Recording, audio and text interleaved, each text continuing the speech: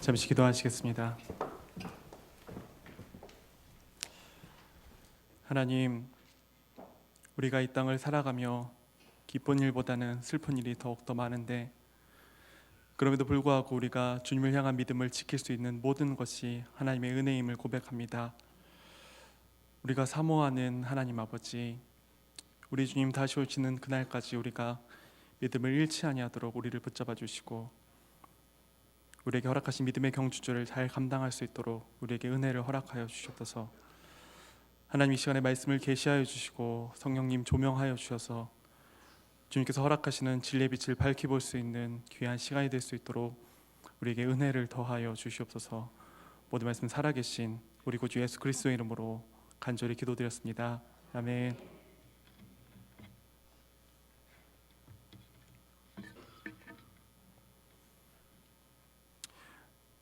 오늘 우리는 시편 말씀을 같이 나눴습니다. 우리가 아는 것처럼 시편은 시의 형식으로 기록된 하나님의 말씀이라고 이야기할 수 있습니다. 시편이라는 이름은 헬라어 프살모스에서 유래되었습니다. 이 프살모스는 시 혹은 시들이라는 뜻을 갖고 있습니다. 그러나 히브리어의 정확한 시편의 제목은 테힐림이라는 뜻을 갖고 있습니다. 테힐림이라는 것이 시편의 히브리 이름인데, 이 이름의 뜻은 찬송들이라는 의미를 갖고 있습니다. 시편의 이름을 통해서 우리가 알 수 있는 것은 이 노래들이 공적 예배에서 하나님께 드리는 찬양이라는 것을 우리가 이름을 통해서 유추할 수 있습니다. 시편은 전체적으로 150편의 시로 구성이 되어 있습니다. 다양한 저자가 있고요, 다양한 내용이 담겨져 있습니다. 이를 간략하게 구분을 하면은 한 4-5가지로 구분을 할 수가 있는데, 첫 번째는 탄원시입니다. 우리의 안타까운 마음을 하나님께 시의 형식을 빌어서 말씀드리는 것이죠. 두 번째는 찬양시입니다. 하나님이 어떤 분이신가, 하나님의 구속과 하나님의 창조에 대해서 찬양하는, 우리가 너무나 잘 알고 있는 시편 8편이 이에 해당합니다. 세 번째는 감사시입니다. 우리의 간청과 우리의 간구에 응답하신 하나님을 찬양하는 내용입니다. 이 감사는 내 개인의 감사도 될 수 있고 공동체의 감사도 될 수 있습니다. 네 번째는 지혜시입니다. 우리가 너무나 잘 알고 있는 욥, 시편, 잠언, 전도, 아가서 등에서 나온 지혜의 내용들을 찬양하는 내용으로 구성된 것이 바로 지혜시라고 이야기를 할 수 있습니다. 그 외에도 다양한 주제로 시편은 세분화될 수가 있습니다. 오늘 우리가 봉독한 시편 119편 말씀은 지혜시입니다. 그 중에서도 하나님의 율법, 하나님의 가르침을 찬양하는 내용을 담고 있는 시편이라고 이야기를 할 수 있습니다. 그리고 많은 성도님들이 아시는 것처럼 시편 119편은 성경에서 가장 긴 장으로 이루어져 있습니다. 그래서 성경을 읽으실 때에 하루에 한 장씩 성경을 읽겠다 다짐하시는 분들이 이 시편 119편에 오셔서 굉장한 당혹스러움을 보이시기도 합니다.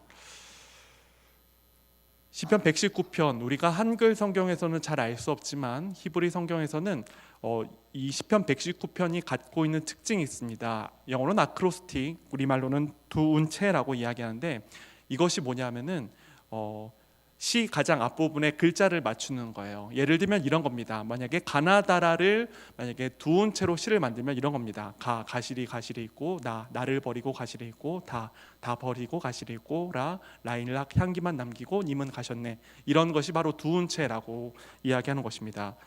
시편 119편은 히브리 알파벳을 규칙으로 삼아서 만든 두운체 시편입니다. 그래서 전체 한 연의 8행으로 구성된 시가 약 22연이 담겨져 있습니다. 히브리 알파벳이 22개가 있기 때문에 그렇습니다. 이런 아름다운 모습이 그 한글 성경에 좀 잘 전달되지 않는 것 같아서 좀 아쉬움이 좀 있습니다. 시편 119편의 주제는 서두에 말씀드린 것처럼 하나님의 율법을 찬양하는 내용입니다. 시편 119편 혹시 읽어보신 적이 있으실까요? 시편 119편을 읽으시면서 여러분들은 어떤 생각이 드셨습니까? 아마 크게 2가지로 좀 요약을 할 수 있을 것 같습니다. 첫 번째는 너무 길다. 이거 왜 이렇게 긴 거야? 한 장을 읽어야 되는데 이거 왜 이렇게 길까라는 생각이 드시기도 하셨겠죠. 또 다른 생각은 이런 생각이 들 수 있을 것 같아요. 왜 이 시편의 기자는 하나님의 율법을 이렇게까지 사랑할 수 있을까? 하나님의 말씀을 사랑하십니까? 혹시 이 시편의 기자처럼 사랑하시냐는 이야기예요. 앞서 그리고 방금 전에도 시편 119편의 주제가 하나님의 율법을 찬양하는 것이라 말씀을 드렸습니다. 조금 더 보다 엄밀하게 말씀드리면은 하나님의 가르침을 찬양하는 것이라고 할 수 있죠. 하나님의 가르침, 즉 하나님의 언약 계시에 대해서 시편 119편에는 굉장히 다양한 용어로 표현하고 있습니다.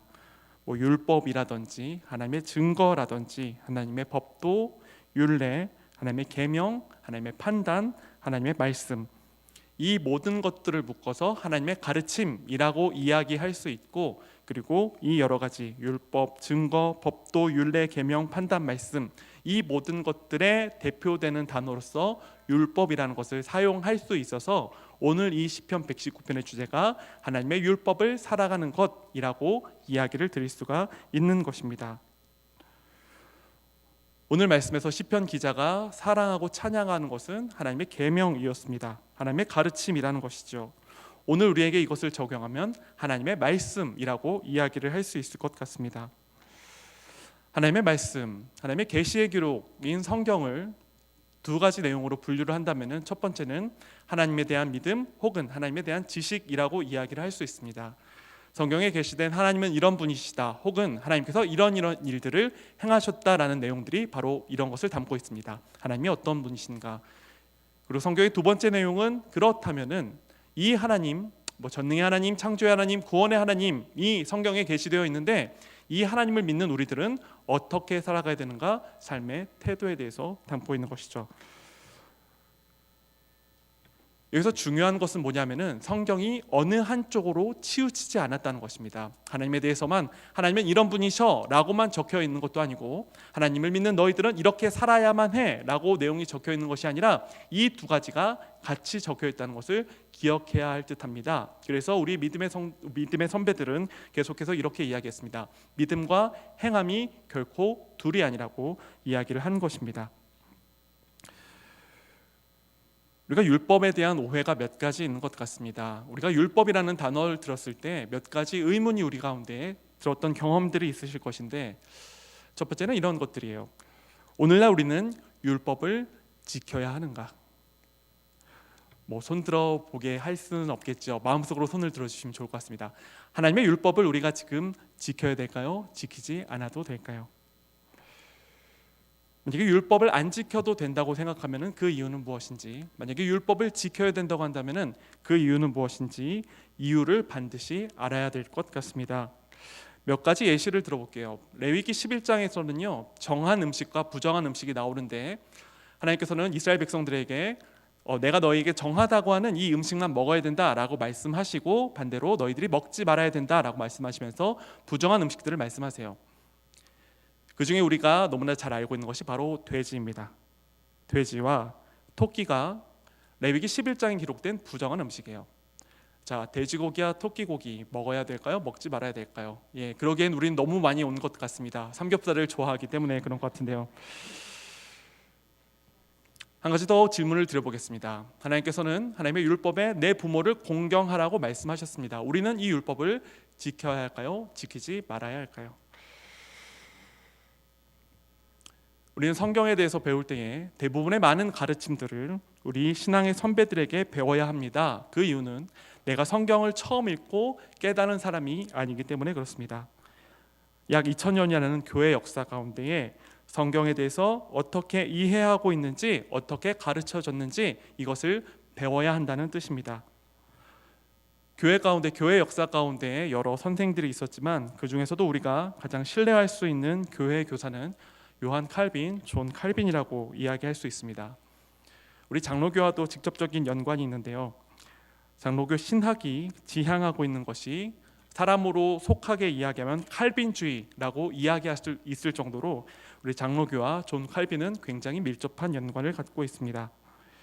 칼빈은 율법에 대해서 세 가지로 구분하였습니다. 첫 번째는 의식법, 세레모니 로라는 것이에요. 우리가 알고는 제사라든지 방금 여러분께 말씀드린 정한 음식, 부정한 음식 이런 것들이 바로 의식법에 속하는 것입니다. 갈비는 이에 대해서 이것은 예수 그리스도의 그림자이기 때문에 예수 그리스도께서 오시기 전에 이스라엘 사람들에게 하나님의 뜻을 알려주시기 위해서 만드신 것이기 때문에 예수 그리스도께서 오셨을 때 이것이 폐지되었다고 이야기합니다. 돼지고기, 토끼고기 드셔도 될 것 같습니다. 너무 감사한 일인 것 같습니다. 두 번째는 시민법입니다. 시민법으로 대표되는 것 중에 하나가 희년이라는 제도예요. 보통 7년에 한 번 안식년이라는 것을 구약 성경에서 찾을 수 있는데, 희년은 뭐냐면요, 안식년이 7번째 돌아온 그 다음 해에 약 50년째 되는 해에 있는 제도입니다. 그때는요, 모든 사로잡힌 종들을 돌려보내고 모든 팔렸던 땅들을 원주인에게 돌려주는 그러한 제도였습니다. 갈비는 이에 대해서도 이 땅이 영원한 하나님 나라가 아니기 때문에 완전히 지켜지기는 어렵다라고 이야기를 합니다. 갈비의 율법급은 세 번째입니다. 그것은 바로 도덕법이라고 이야기를 할 수 있습니다. 이 도덕법이 우리가 알고 있는 십계명과 같은 것들, 내 부모를 사랑하라, 살인하지 말아라, 간음하지 말아라, 도적질하지 말아라 라는 내용들이 바로 이 도덕법에 해당한다고 할 수 있습니다. 이것은 폐기된 것이 아니라 오히려 더 강화되었지요. 무엇을 보면 이걸 알 수 있을까요? 바로 예수님의 산상수훈입니다. 예수님께서는 말씀하십니다. 너희가 살인을 하지 않았다 할지라도, 육체적으로 살인을 하지 않았다 할지라도 마음속으로 형제에 대해서 원한을 품는다면, 혹은 라가라고 히브리어로 바보라고 욕을 한다면 너희는 공회에 잡혀가는 죄를 범한 것이라고 말할 정도로 이 도덕법은 오히려 더 강화되었다고 이야기를 할 수 있습니다. 하나님이 이러한 가르침들입니다. 계명들이죠. 이것을 그래서 지켜야 되는 걸까요? 지키지 않아도 되는 것일까요? 이것은 우리는 구원의 문제까지 연결지어서 생각해 볼 수 있을 것 같습니다. 율법을 지켜야지 구원을 받을 수 있을까요? 대표적으로 십계명을 한번 예를 들었으면 좋겠습니다. 십계명을 지켜야지 우리가 구원을 받을 수 있는 것일까요? 그렇지 않을 것 같습니다. 왜냐하면 하나님께서 이스라엘 백성들에게 십계명을 주실 때에 출애굽기에서 십계명이 처음 등장하는데, 그들을 구원하시기 전에, 애굽에서 인도하시기 전에 너희가 이것을 지켜야지 내가 너희들 구원할 거야로 주신 것이 아니라 먼저 그들을 구원하여 주시고, 자, 내가 너희들을 이렇게 보잘것없는 너희들을 내가 선택했는데 이제 내가 너희들과 약속을 맺을 거야. 나는 너희의 하나님이 되고 너희는 이제 나를 섬겨야 돼 라고 제안을 하시면서 주신 것이 십계명이었어요. 그래서 이스라엘 백성들은 어떻게 생각을 했어야 되냐면은, 이거를 지켜서 내가 구원받는 것이 아니라 하나님께서 나를 선택하셨는데 이제 내가 하나님의 자녀답게 살기 위해서 이것을 지키며 살아야 되는구나 라고 생각을 했어야 됐습니다. 그러나 이것이 다른 사람들의 법이 아니라 하나님께서 주신 것이기 때문에 하나님의 자녀대로 살기 위해 엄숙하게 지켜야 했던 것입니다. 오늘날 우리에게도 여전히 율법은 의미가 있습니다. 이것은 구원을 위한 도구라든지 구원을 위한 수단이 아니라 하나님을 사랑하기 위한 수단 혹은 규칙이라고 이야기를 할 수 있을 것 같습니다. 앞서 말씀드린 존 칼빈은 율법의 용례, 율법의 용법, 율법이 어떻게 사용될 수 있는가에 대해서 세 가지로 이야기했습니다. 첫 번째는 율법을 통해서 자신의 죄를 깨닫는다는 것이에요. 이것이 하나님 보시기에 죄였구나 라는 것을 깨닫는다는 것이죠. 두 번째는 그렇기 때문에 내 죄를 억제할 수 있다는 것입니다. 이것이 하나님께서 기뻐하시지 않는 일이기 때문에 내가 이것을 하지 말아야 되겠구나. 그리고 칼빈은 이 세 가지 중에서 가장 중요한 율법의 세 번째 용법을 이야기하는데, 그것은 바로 성화의 방편이라는 것이에요. 구원이 뭘까요? 구원은 이 세상을 지으시고 천지를 주관하시는 그 하나님께서 나를 보실 때에 판단을 바꾸시는 거예요. 죄인에서 의인으로 하나님의 판단이 옮겨지는데, 이것이 나 때문이 아니라 십자가에 돌아가신 예수 그리스도 때문에, 내 행위가 아니라 믿음으로 인하여서, 나의 공로가 아니라 은혜에 의해서 이러한 일들이 일어난다는 것입니다. 나에 대한 창조주의 판단이 바뀌는 것.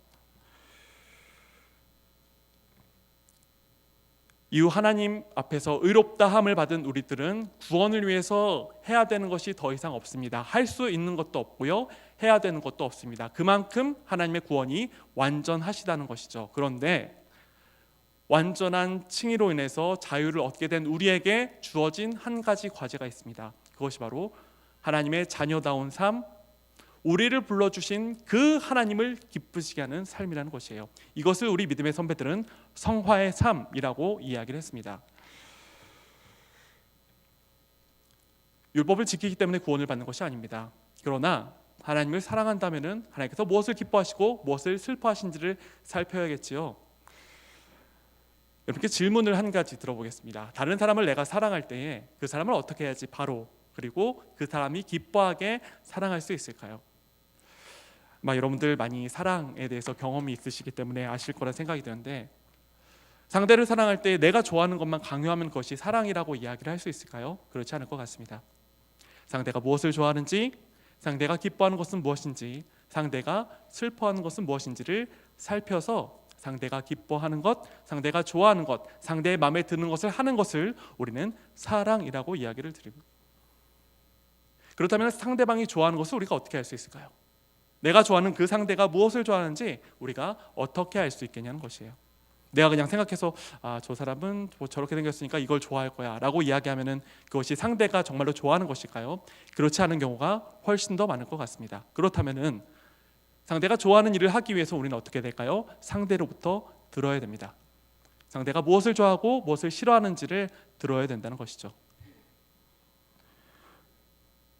우리가 하나님을 사랑한다고 했을 때에 하나님께서 기뻐하시는 일들, 하나님께서 좋아하시는 일들을 우리가 행해야 되는 것인데, 우리는 어떻게 하나님께서 슬퍼하시고 하나님께서 기뻐하시는 것을 우리가 어떻게 알 수 있겠냐는 것이에요. 우리의 생각으로는 결코 알 수 없습니다. 내가 아무리 정성스럽게 어떤 일을 한다 할지라도 그것이 하나님 보시기에 안 좋은 것이면요, 그것은 아무 소용도.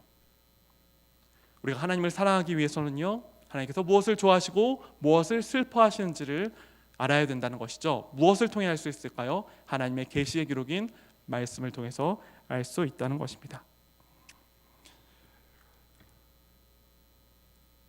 내가 마음대로 생각한다고 해서, 내가 마음대로 추측한다고 해서 그 모든 생각들이 하나님 뜻과 합치하는 것이 아니라는 이야기입니다. 그래서 우리 믿음의 선배들은요, 세례 교육 때에, 이제 세례를 줄 때에 이렇게 질문을 좀 한 가지 더 던져볼 텐데요. 옛날에 우리 믿음의 선배들이 혹시 세례 교육을 얼마 정도 기간 동안 하셨는지 혹시 알고 계십니까? 제가 낮 시간에 우리 작년 성경 공부할 때는 많이 말씀드려서 아실 것 같은데, 약 짧게는 6개월, 길게는 3년 동안 세례 교육을 진행하였습니다.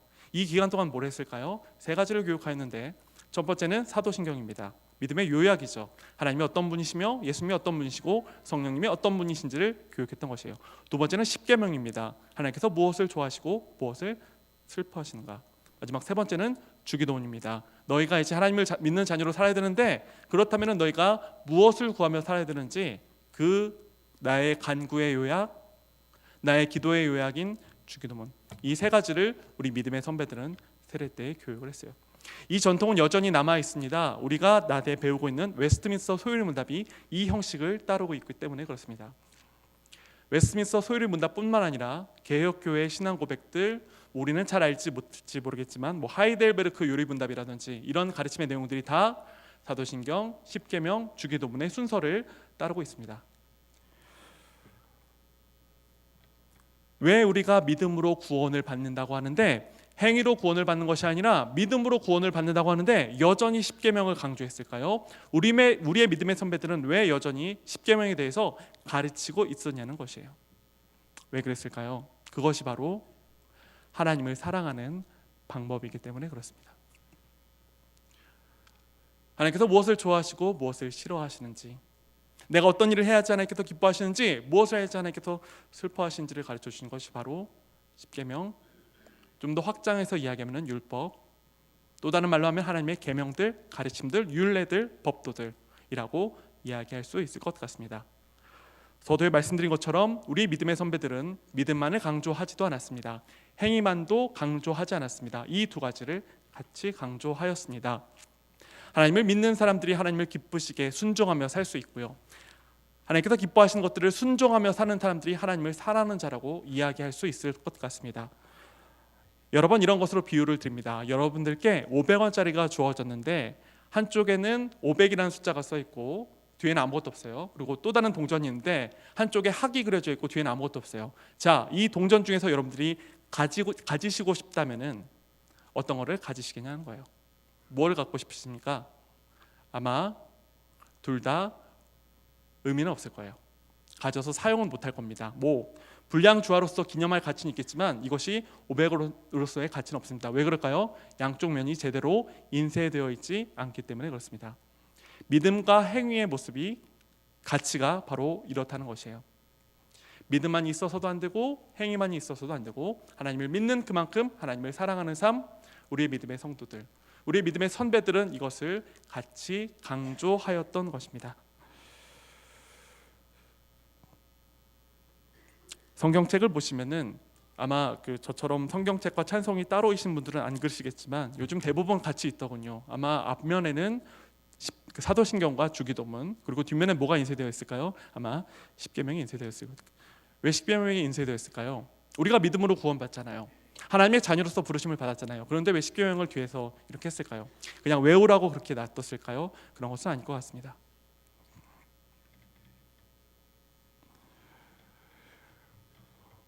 오늘 본문 119편 말씀을 설교를 준비하기 위해 처음부터 전체를 끝까지 읽는 동안 깜짝 놀란 부분이 있어요. 그것은 이 시편의 기자가 하나님의 말씀을 너무나도 사랑하고 있다는 것이에요. 119편, 34편에 이런 표현이 나옵니다. 하나님의 율례들의 도를 전심을 다해 온 마음을 다해 지키겠다는 내용이 나옵니다. 그리고 119편 35절에 이런 표현이 있습니다. 주의 율법을 즐거워한다. 119편 35절을 조금 더 원어에 가깝게 번역해서 인쇄한 새 번역 성경을 여러분께 읽어드리겠습니다. 내가 주님의 계명들이 가리키는 길을 걷게 하여 주십시오. 내가 기쁨을 누릴 길은 이 길뿐입니다. 내가 주님의 계명을 지키는데 그것이 내가 이것을 행하면 이득을 얻기 때문이 아니라 나의 기쁨이 주님의 뜻을 순종하는 데 있기 때문에 내가 주님의 계명을 따르겠다는 것이에요. 왜 어떻게 이렇게 주님의 말씀을 사랑할 수 있을까요? 이것은 바로 이 시편의 기자가 하나님을 사랑하기 때문에 하나님의 계명을 역시 동일하게 사랑한다고 이야기할 수 있을 것 같습니다.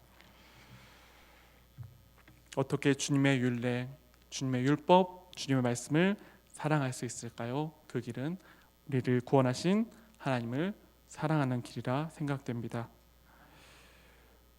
우리 믿음의 선배들 그리고 시편의 기자는 역시 동일하게 하나님의 말씀과 계명을 통해 하나님을 알아갔을 것입니다. 그리고 하나님을 알아감을 통해 나를 구원하신 하나님의 사랑을 알게 되고 그 사랑을 힘입어 나를 구원하신 그 하나님을 사랑하기에 주님께서 기뻐하시는 것을 선택하고 그 길을 가려 하는 마음으로 자연히 주님의 계명을 사랑해 갔을 것입니다. 하나님의 말씀을 통해 하나님을 알아가고 하나님의 말씀을 통해 하나님을 알아가며 하나님의 사랑을 누려가며 하나님의 사랑을 누려가는 자가 하나님을 사랑할 수 있으며 하나님을 사랑하는 자가 하나님의 계명을 사랑할 수 있는 것입니다. 오늘 우리는 시편을 통해서 하나님의 율법으로 대표되는 하나님의 가르침, 하나님의 말씀에 대해서 함께 깨닫게 되었습니다. 우리가 우리 구원을 위해서 율법을 순종하는 것은 아니라고 말씀을 드렸습니다. 오히려 우리가 구원을 받았기 때문에 그 사랑에 감사하는 마음으로 하나님을 사랑하는 것이 내 마음 내 뜻대로 하는 것이 사랑이 아니라 하나님께서 기뻐하시는 것을 준행하는 것이 하나님에 대한 바른 사랑이기 때문에 그것을 알아가야 된다고 이야기를 드렸습니다.